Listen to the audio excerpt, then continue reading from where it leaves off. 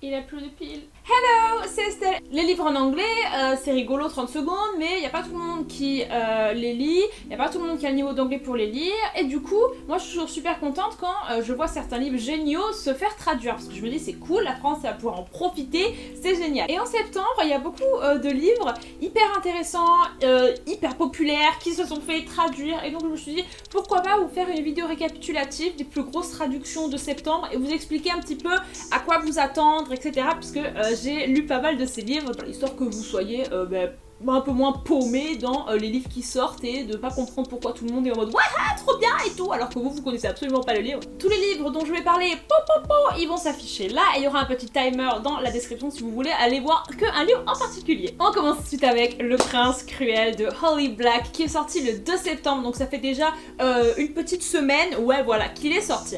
Alors ce livre là, moi j'étais hyper contente que j'ai vu qu'il était traduit parce que c'est une saga que j'ai adorée l'année dernière. Donc, le premier tome c'est donc The Cruel Prince, le prince cruel. On a donc le monde des humains et il y a une espèce de monde parallèle qui est le monde des féeries. Le personnage de Jude, sa sœur jumelle et sa petite sœur qui sont humaines. Quand elles étaient petites, elles se sont fait enlever par une personne qui avait énormément de pouvoir et il les a amenées dans le monde des féeries. Donc elles ont toujours vécu avec des féeries et elles n'ont aucun pouvoir, sont totalement mortelles et elles l'ont hyper mal vécu. Elles ont reçu pas mal de moqueries, personne voulait leur parler parce qu'elles étaient humaines. Sauf que à 17 ans, Jude en a ras le bol d'être le bouc émissaire de tout le monde et elle décide de se venger tout simplement et de prouver qu'elle est une putain de badass. Notamment le prince donc de la cour des féeries qui s'appelle Cardan, alors je ne le dirai pas en français parce que c'est pas beau. Lui est particulièrement méchant avec elle et donc elle va accepter un espèce de poste,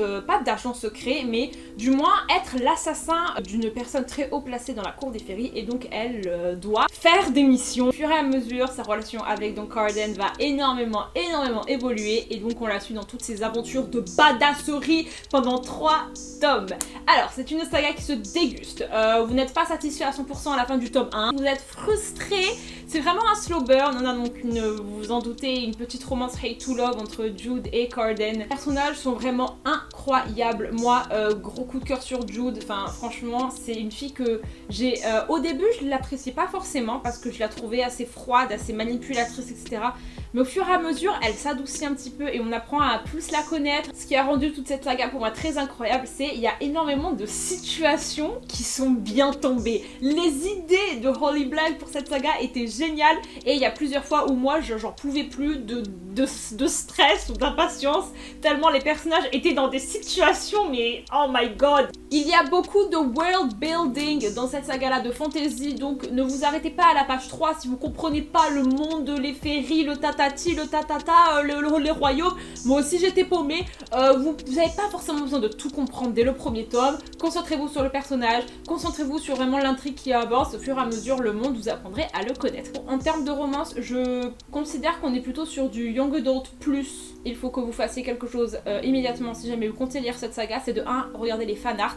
Les fanarts sur cette trilogie, my god. Le deuxième livre, il s'agit de A Sorcery of Thorns. Ils n'ont pas traduit le titre, ce qui est pas mal parce que je sais pas trop ce que ça aurait donné, de Margaret Rogerson. Alors ce livre-là, c'est un stand-alone, donc un one-shot, et je l'ai lu aussi l'année dernière. C'est une fantasy young adult, et je dois vous dire, elle est hyper originale, hyper unique.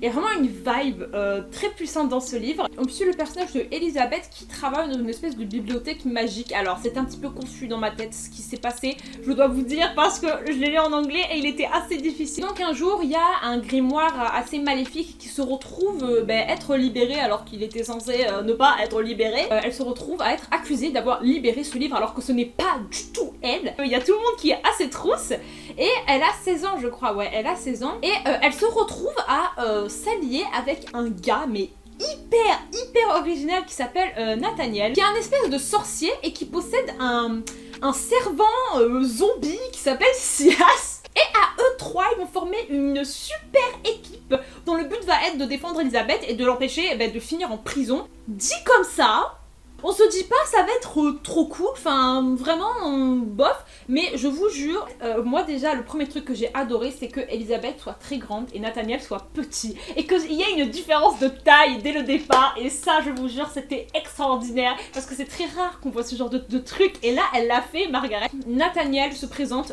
dès je crois leur troisième conversation comme une personne qui est bisexuelle, et il est tellement fier de ça, il l'assume d'une manière qui est incroyable. Silas qui est un putain de fantôme zombie qui parle pas trop au début, tu vois, il est vachement méfiant par rapport à Elisabeth parce que lui il a un espèce de pacte comme quoi il faut qu'il protège son maître sorcier Nathaniel, et Elisabeth elle est un petit peu en train de d'attraper Nathaniel, tu vois, et au fur et à mesure elle va avoir une super amitié avec Silas aussi, notre petit fantôme zombie. Comme vous pouvez le voir, je fangirl sur ses personnages parce que vraiment son personnage sont choux mais à la mort, et c'est vraiment en fait les liens entre les personnages qui moi m'a touché, que ce soit l'amitié, que ce soit l'amour. Donc fantasy avec un petit brin de romance YA. C'est un livre qui a énormément plu aux États-Unis. Enfin franchement il a fait l'unanimité. Le troisième livre, il s'agit de La 9e maison de Leigh Bardugo. Ce livre là il est sorti le 27 août je crois bien, ouais. Et je dois avouer que j'ai été un petit peu choquée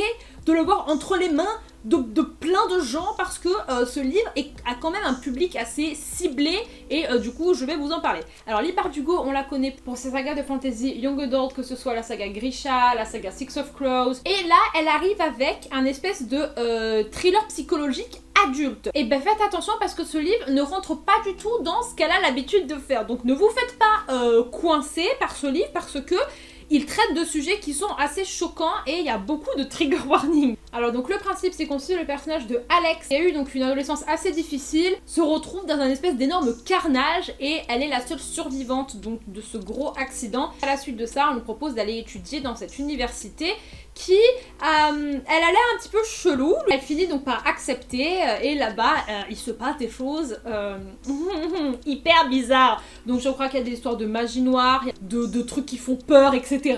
Donc voilà, trigger warning pour pédophilie, je vous l'ai dit, pour agression sexuelle sous drogue, addiction, violence, suicide. Donc voilà, mettez-vous bien en garde, c'est pour un public averti adulte. À part donc ça, les gens disent que l'intrigue est phénoménale, que vraiment il y a une ambiance très flippante et très lourde qui règne dans ce livre et qu'ils ont tout simplement adoré cette histoire. Et enfin on finit par Verity de Colleen Hoover qui va sortir le 1er octobre 2020.